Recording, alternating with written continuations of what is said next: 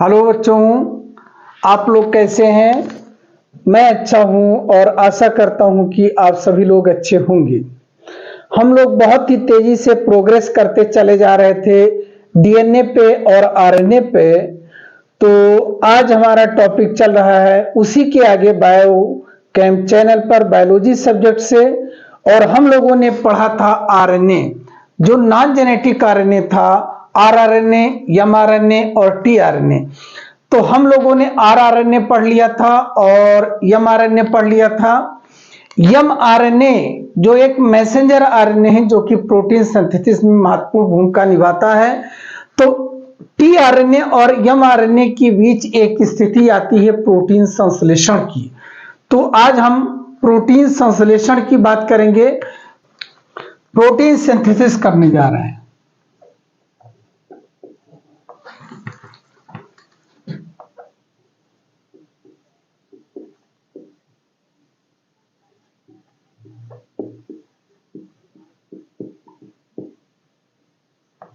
Protein synthesis, तो आप जानते हैं कि प्रोटीन सिंथेसिस कहां होती है? राइबोसोम पर होती है। कहां होती है? राइबोसोम।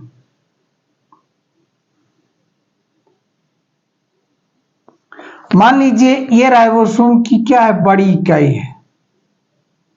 ये मान लीजिए राइबोसोम की ये बड़ी इकाई है।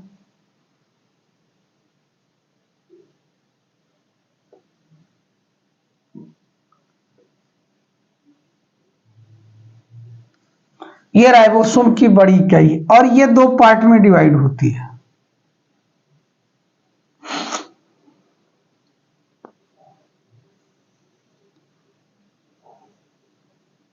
एक को कहते हैं ए साइट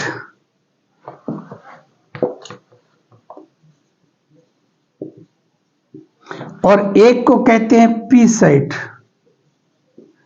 ए साइट और पी साइट, इस पर जो जुड़े होते हैं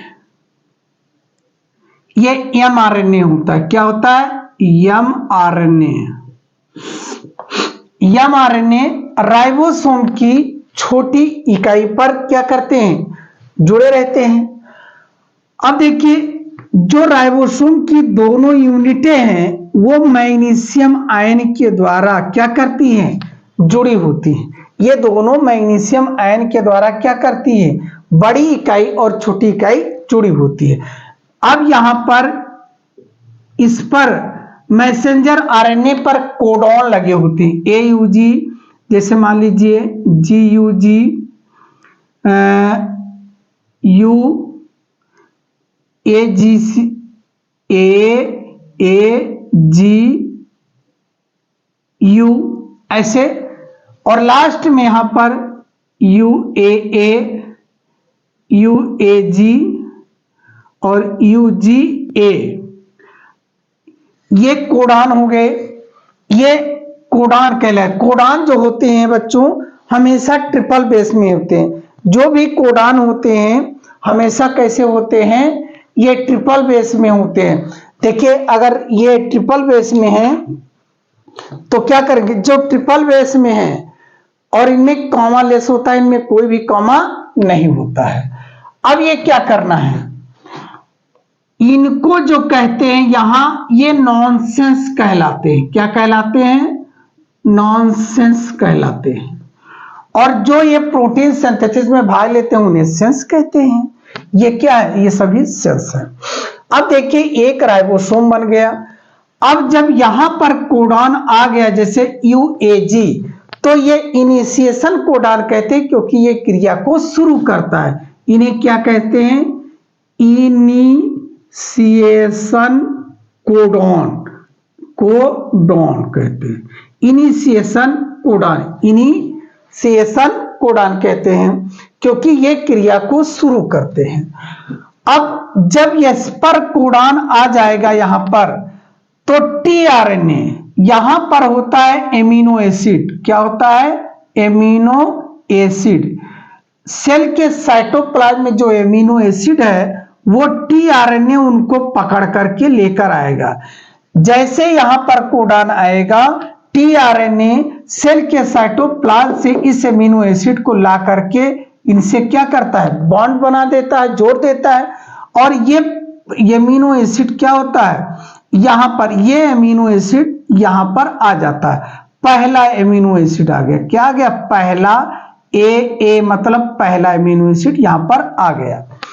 अब पहला अमीनो एसिड जब आ गया यहां पर, तब दूसरा कोडॉन आगे बढ़ेगा, और जब दूसरा कोडॉन आगे आएगा, मान लीजिए यही कोडॉन आगे आ गया यहां पर, तब टीआरएनए दूसरे अमीनो एसिड को पकड़ेगा और इनसे बॉन्ड बना करके क्या करेगा, यहां पर लेकर आएगा। इनको जरा आगे बना दे तो ज्यादा अच्छा रहे, शायद हो सकता है अच्छा लगे हो। ये पहला अमीनो एसिड ये हो गया ये। अब दूसरे अमीनो एसिड को पकड़ करके जैसे यहां लाएगा, ये दूसरा 2AA मतलब दूसरा अमीनो एसिड आएगा। ठीक उसी समय ये पहला अमीनो एसिड पी साइट में ट्रांसफर कर दिया जाएगा। आई मीन पहला अमीनो एसिड आ गया इसमें। अब ये यहां आ गया और ये यहां आ गया।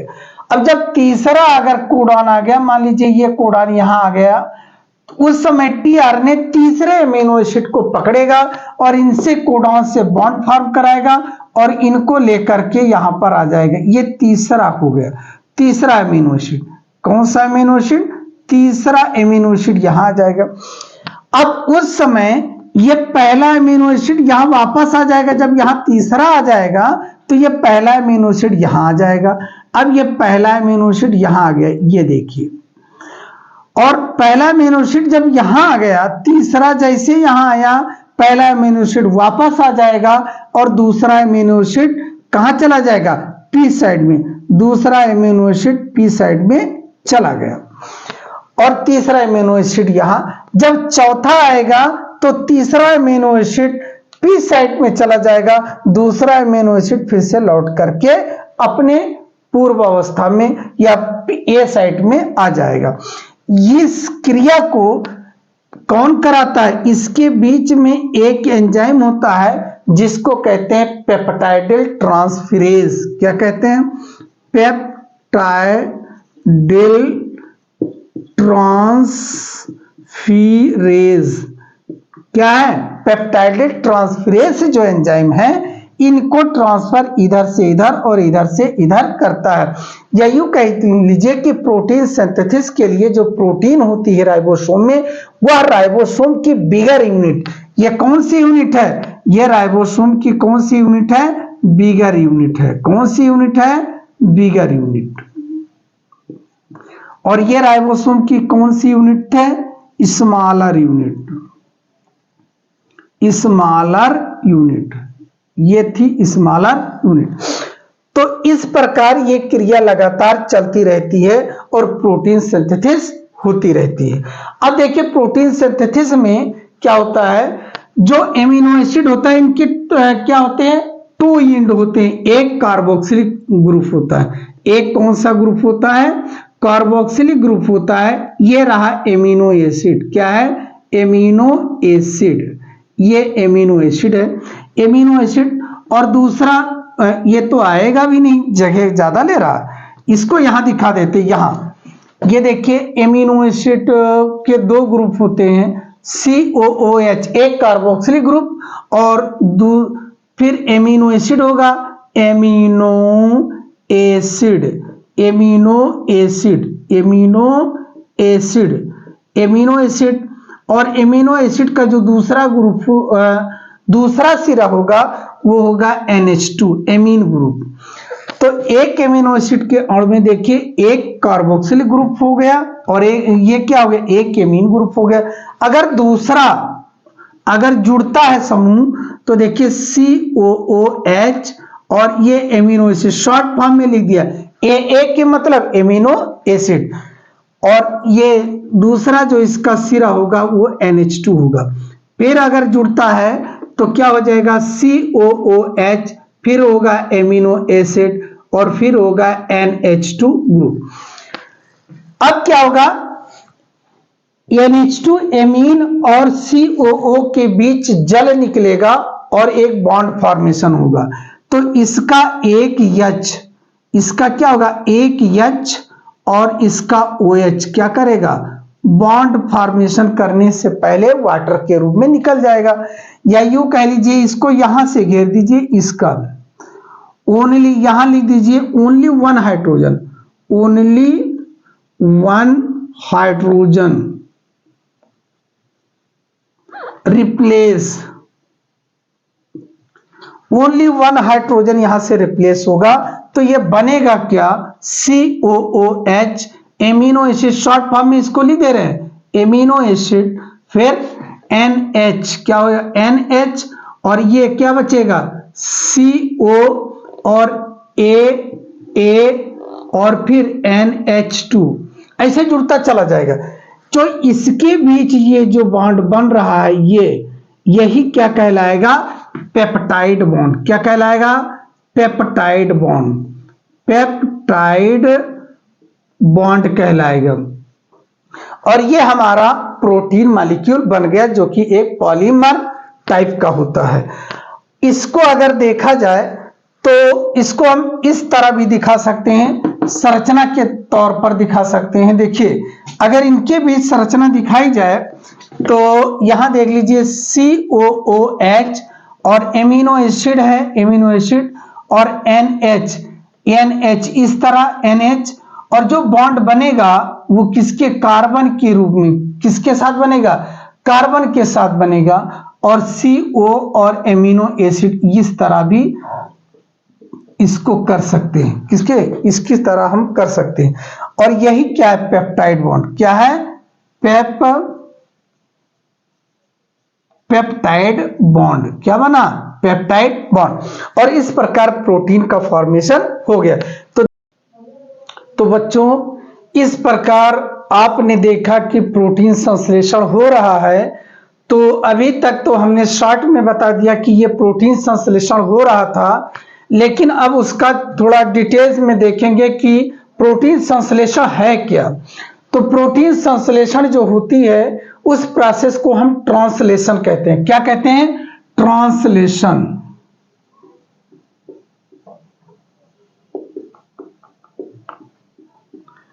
और जो ट्रांसलेशन की प्रोसेस होती है ये 3 स्टेप में कंप्लीट होती है। पहला है इनिशिएशन,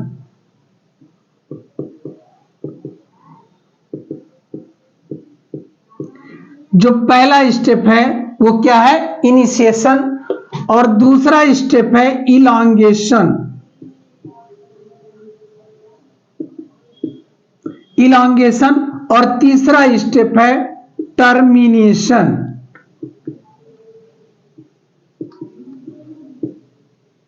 तीसरा स्टेप है टर्मिनेशन।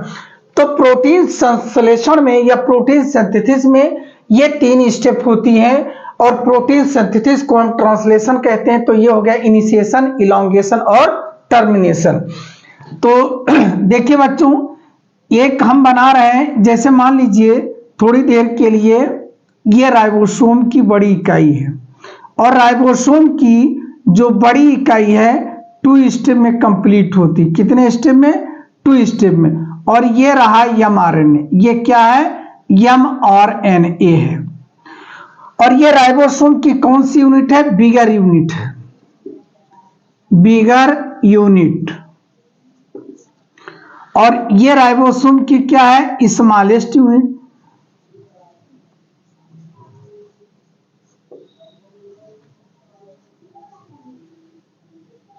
ये स्मॉलेस्ट यूनिट हो गया। और ये हो गया mRNA। जो राइबोसोम के दोनों, ये बड़ी यूनिट और एक छोटी यूनिट, मैग्नीशियम आयन के द्वारा स्टेबल होता है या मैग्नीशियम आयन के द्वारा जुड़ा होता है। अब ये हो गई राइबोसोम की एक स्ट्रक्चर। और पहली स्ट्रक्चर हमें देखना है इनिशिएशन स्टेप की शुरुआत, जो प्रोटीन संश्लेषण की है उसकी बात करेंगे। तो इनिशिएशन, ये मान लीजिए राइबोसोम की क्या है, बड़ी इकाई हम बना रहे हैं।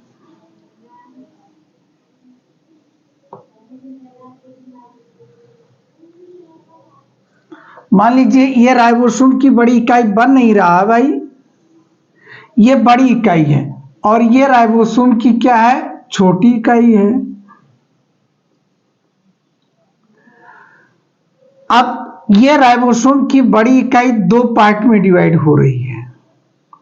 एक को कहते हैं ए साइट और इसको कहते हैं पी साइट।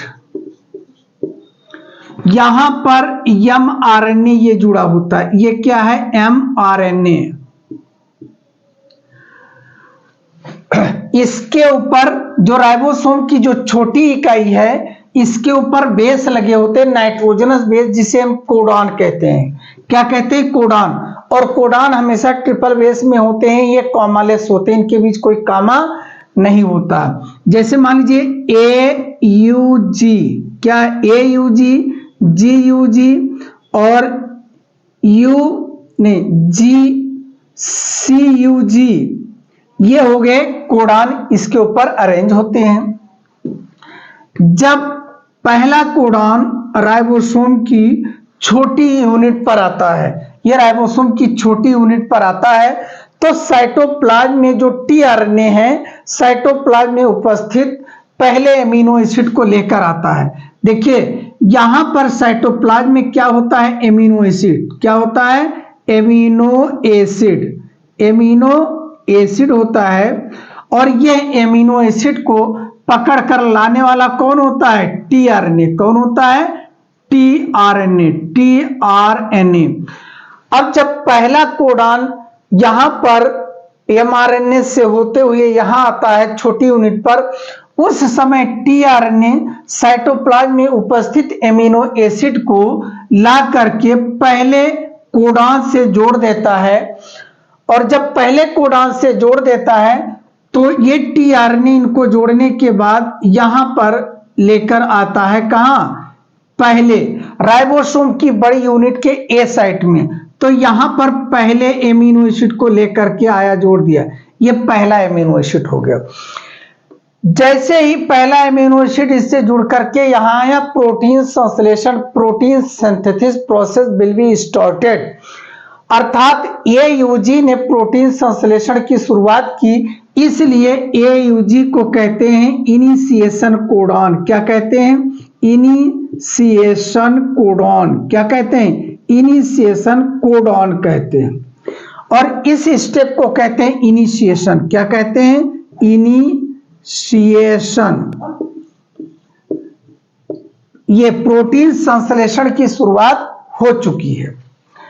अब दूसरा स्टेप आता है इलॉन्गेशन, और इस प्रकार बारी बारी से कोडॉन आते रहेंगे और साइटोप्लाज्म में उपस्थित एमिनो एसिड को टीआरएनए ला करके इस कोडॉन से बॉन्ड करके या बॉन्ड फॉर्मेशन करके या जोड़ करके राइबोसोम की बड़ी इकाई ए में लेकर के आता रहेगा या आता रहता है। एक बात और, इन दोनों के बीच जो एंजाइम पाया जाता है, उस एंजाइम का क्या नाम है, पेप्टाइडेल, पेप्टाइडेल, पेप्टाइडेल ट्रांसफेरेज, ट्रांसफेरेज, पेप्टाइडेल ट्रांसफेरेज एंजाइम, इनके बीच ये पेप्टाइडेल ट्रांसफेरेज एंजाइम पाया जाता है। अब दूसरा स्टेप आता है इलॉन्गेशन। अब इलॉन्गेशन में देखिएगा, इलॉन्गेशन प्रोसेस को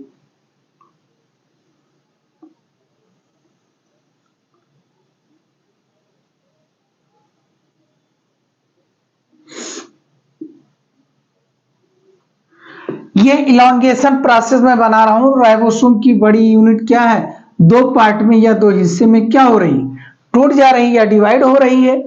अब यहां पर क्या हुआ, जैसे इनिशिएशन हो गया, अब मान लीजिए CUG आ गया, CUG आ गया, या कोई कोडॉन आ गया, या GUG आगे चल करके है। अब यहां पर दूसरा कोडॉन आ जाएगा। अब दूसरा जब कोडॉन आ जाएगा तो सेल के साइटोप्लाज्म में जो एमिनो एसिड, ये देखिए एमिनो एसिड, इसको कौन लेकर आएगा, टीआरएनए। टीआरएनए जो है, टीआरएनए इसको लेकर के आएगा दूसरे को, और इससे क्या करेगा, बॉन्ड फॉर्मेशन कराएगा, और ये दूसरा एमिनो एसिड कहां होगा, यहां आ जाएगा। पहला इधर एमिनो एसिड आ चुका था पहले ही, देखिए ये पहला एमिनो एसिड यहां आ चुका था, रिएक्शन स्टार्ट हो चुकी थी। अब दूसरा एमिनो एसिड आएगा, ये दूसरा एमिनो एसिड आ गया।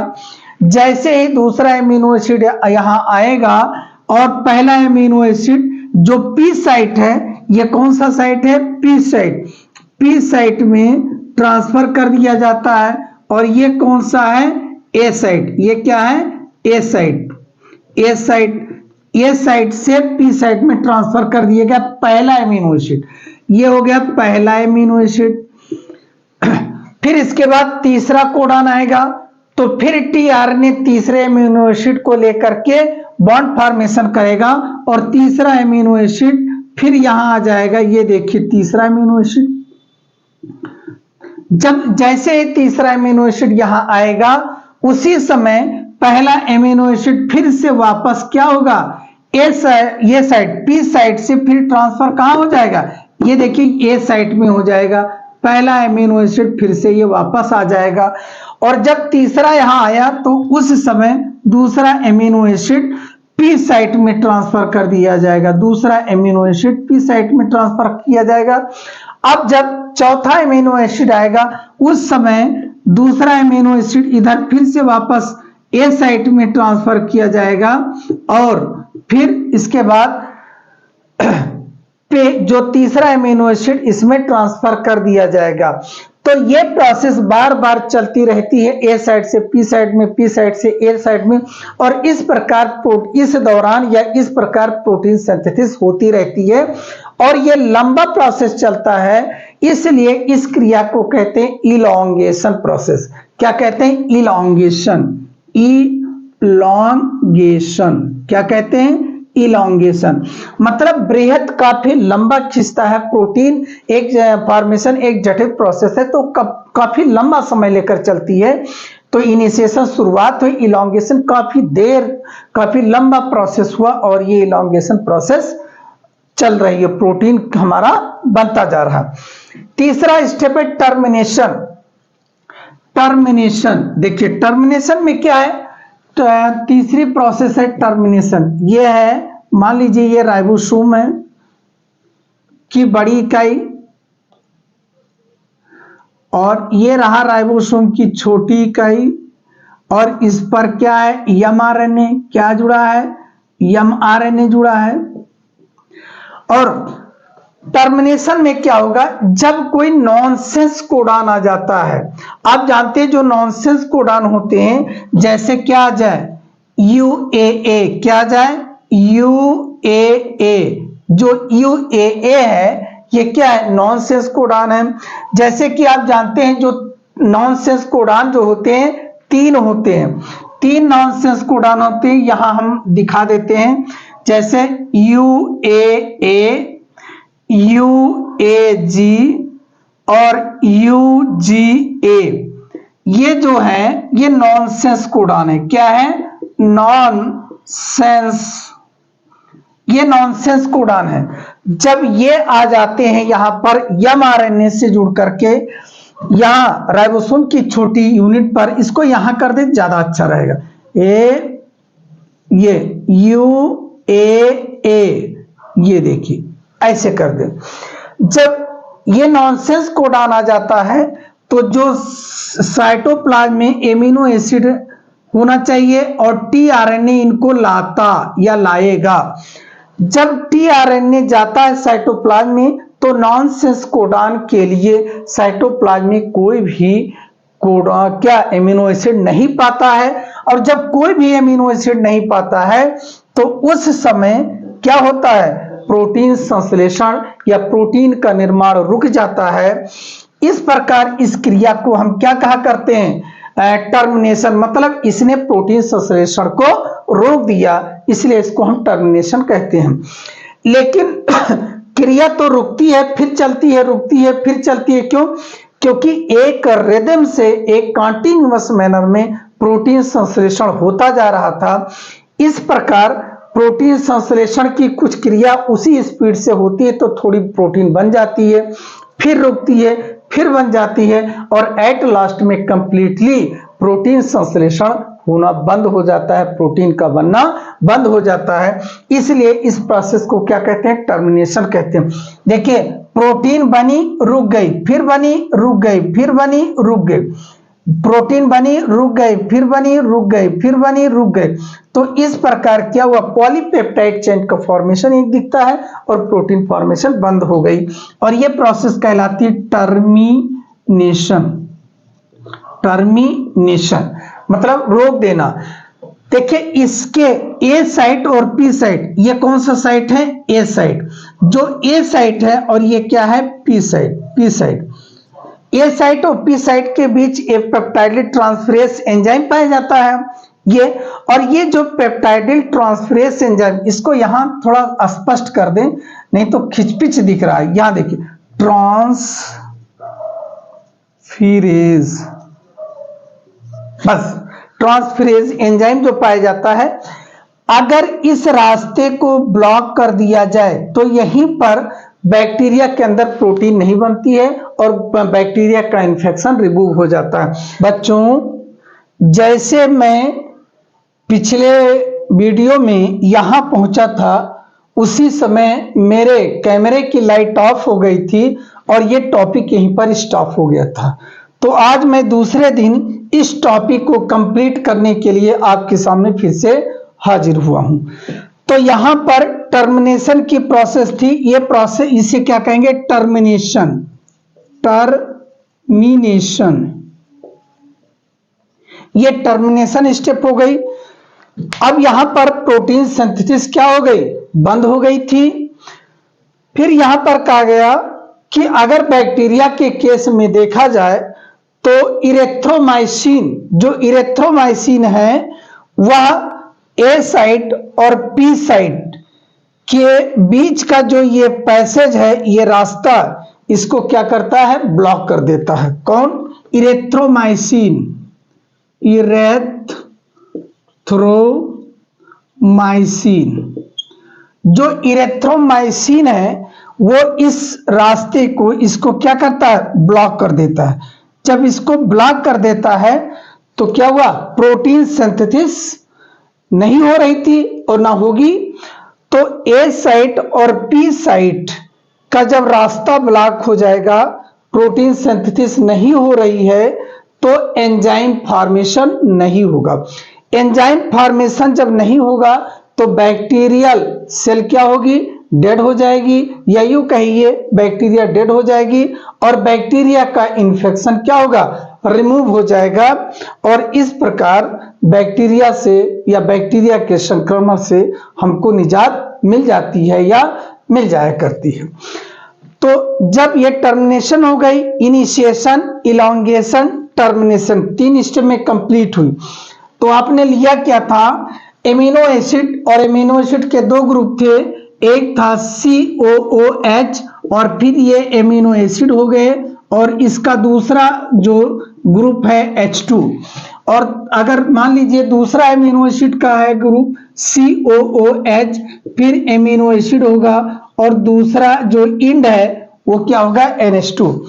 अब यहां से OH और इसका NH2 का एक ही H, केवल एक ही H लेते हैं, only one hydrogen, only one hydrogen, केवल एक हाइड्रोजन यहां से लिया जाएगा और ये बनकर के क्या आ जाएगा आपके सामने, COOH, एमिनो एसिड आएगा यहां पर, एमिनो एसिड, फिर ये NH2 था, NH2 था, एक H यहां से गया, क्या बचेगा, NH, और फिर ये क्या बचेगा, CO और एमिनो एसिड बचेगा, और ये क्या बच जाएगा, NH2।